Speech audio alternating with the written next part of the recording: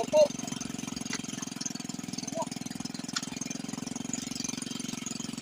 Sampa mo kasi yung ano?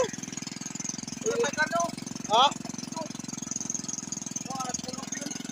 Tumakbo pa po ang isda. Ako'y malakas. Malakas siya mga kaublay bugoy. Pa rin, tumitirada pa rin si John. Ito po, pasikat na ang araw at kumain pa. Pangatlo naming kain.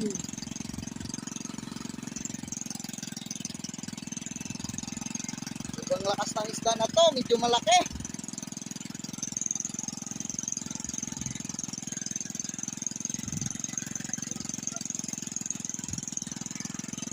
Di ba po kasi makita masyado kasi masyadong madilim pa sa ilalim.